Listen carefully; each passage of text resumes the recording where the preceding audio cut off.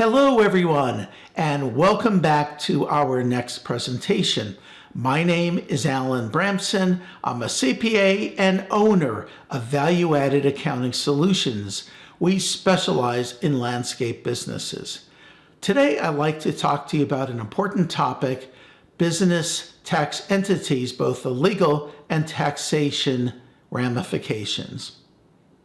There are a number of different legal entity structures that are normally used. The sole proprietorship, the single member LLC, the multiple member LLC, the partnership, and the C Corp. Now, an important distinction is between a legal business entity and a tax entity, and there's some confusion typically on this issue. LLCs, for instance, are legal entities created at the state level. They are not tax entities. LLCs can be taxed in different ways as part of an owner's personal return, as a C Corp, S Corp, even as a partnership. Also, S Corps are not legal entities. They are simply a tax election. So let's talk about the sole proprietorship. This is business in its most simple form, basically. There are actually no legal entities involved. The revenues and expenses and the financial information simply gets added to the owner's personal tax return on the Schedule C. There's no separate entity created. Therefore, there's no restrictions. It's the cheapest. You don't have to file a return. A lot of advantages, but the big disadvantage, which can be huge, is that there's no personal liability protection under this. Somebody sues your business, they can sue you personally, and your assets are at risk. Now, a very popular choice is the single member LLC.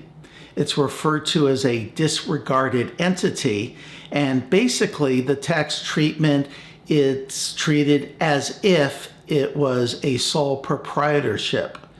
It's simply a pass-through entity where all the income and expense items flow directly to your personal return through Schedule C, much like the sole proprietorship did. Now, you could elect a C Corp or S Corp. The election of the S Corp is pretty common. The election to the C Corp is pretty rare. I've seen it a few times, but it's not as common. Now, there are a number of advantages to the single member LLC, but basically it's easy, it's cheap, there's little requirements in terms of administration, and you get the personal liability protection, which is crucial. The disadvantages, you do pay the self-employment tax for the Medicare and Social Security, and regardless of whether cash is distributed to the owner, the fact that the LLC makes the profit, that's what gets taxed. Whether cash comes with it or not, the individual does get taxed on it. The multiple member LLC is very similar to the single member, other than, as the name implies, it has more than one owner, but there are some differences. The tax treatment is very different. It actually is treated like a partnership. It would actually file a 1065 form with the federal government, which is the partnership tax return. Now, as partnerships are pass-through entities as well, the actual LLC is not taxed here. All the information about the earnings and expenses, that flows to the owners through a K-1, which is received by the owners, put into their Schedule E of their own personal tax returns. Like the single member LLCs, the multiple member LLC could elect to file as a C Corp, but they rarely do. Frequently, though, they will elect to be treated as a S Corp for tax purposes.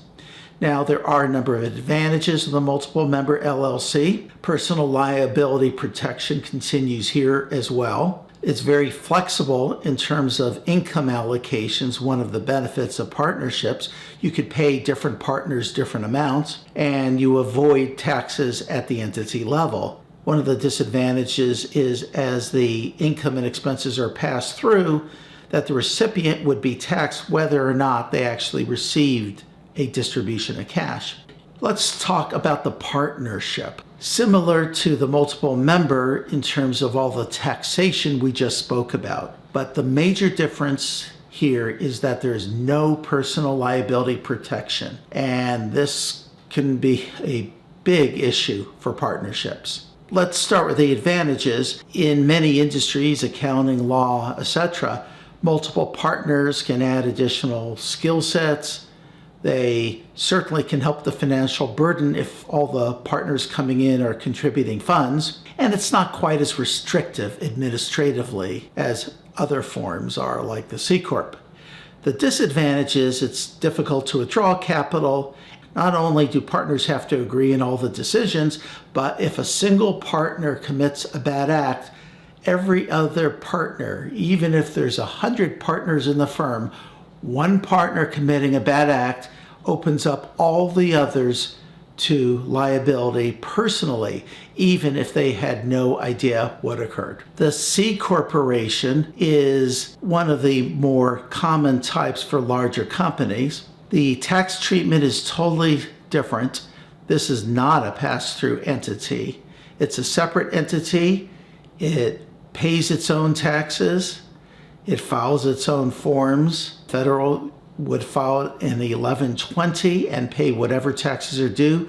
States will have their own returns. And in terms of the payroll taxes, for anybody who's receiving payroll, the company will pay the employer portion of the FICA, which is the Social Security and Medicare taxes, and they'll take out of the employee's paycheck their share of those taxes, and then they'll combine it and send it into the appropriate government entity. It could elect to be taxed as an S Corp. The advantage is that it can obtain almost unlimited amount of funds by issuing stock. There's personal liability protection. Shareholders are not legally responsible. Owners can actually receive salary. If an owner leaves the company, it doesn't force the company to reform. There's an enhanced credibility among different groups. It has various tax advantages, and shareholders aren't taxed unless they receive a dividend.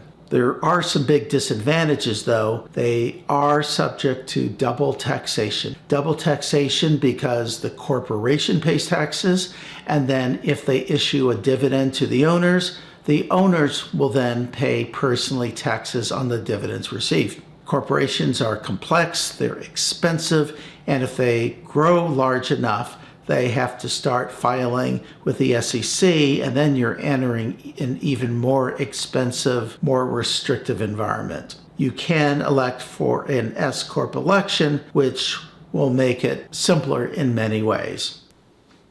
So let's talk about the S Corp. This is, as I mentioned before, a tax election, not a legal entity. Single member LLCs, multiple member LLCs, and C Corps all often elect to become S Corp for tax purposes. S Corps are pass-through entities. They do file a federal tax return, an 1120S, but the entity doesn't pay taxes. The advantage of an S Corp is there's no double taxation, and as I'll mention in a moment, owners can actually shield part of the self-employment taxes. Disadvantage that, as before, the recipient of the K-1s, the owners, they actually have to pay taxes regardless of whether there was a cash distribution that actually followed these earnings. And S Corps are somewhat limited in terms of structure and size. Now let's talk about those self-employment earnings. There is a complexity with the S Corp on this one matter. Now, as I mentioned, the S Corp can reduce the amount of employment tax that they pay. And since the employment tax is over 15%, that can be pretty considerable. Now, the IRS expects that a reasonable salary must be paid to the owners working in the company. And the salary would be treated like any other salary and would pay for employment taxes. The remaining dollars that are distributed, that would be employment tax free. So the question is, what is reasonable? Well, the IRS gives some direction, but they don't give any definitive rules on what this should be. It is left up to the taxpayer. But bottom line is the estimate must be reasonable. There should be proof. In theory, you would identify what it would take to replace yourself, somebody to perform the same duties, the same skill sets, the same background, and whatever you would pay that person, that is the amount of the salary that you should draw. But whatever method you use to determine what this is, you should definitely document it, and it should be reasonable. Because what you don't want is after the fact, the IRS coming back and saying, we think you understated salary, and then converting some or maybe all of your distributions to salary, which then means you may owe years of payroll taxes along with interest and penalties. One other aspect, and this isn't just the S Corp, this also applies to partnerships or sole proprietorships, but the distribution portion may actually qualify for a 20% reduction from what's called the qualified business income deduction. There are some limitations, but basically this is available to many companies, and there's nothing in the landscape industry that restricts this. This might sunset at a certain point, and there are certain dollar exclusions, but it's something that you should definitely check out. So here are the take-home messages. Legal entities are not the same thing as tax designations. LLCs are legal entities, but they are not a tax designation. On the other hand, S-corps are not legal entities. Bottom line is there's a whole slew of benefits and disadvantages, both for the legal entity structure as well as the tax treatment. You should discuss with an attorney for the most appropriate legal entity for your particular situation.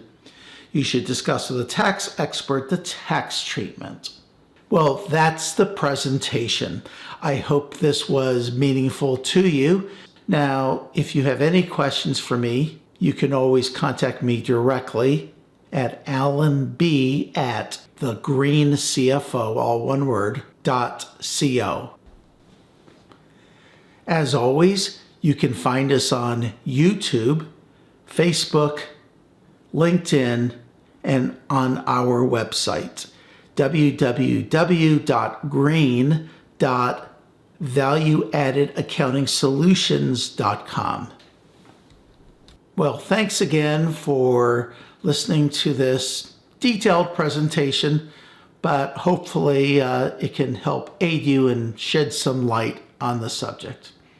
I look forward to seeing you guys at the next presentation. Take care. Bye-bye.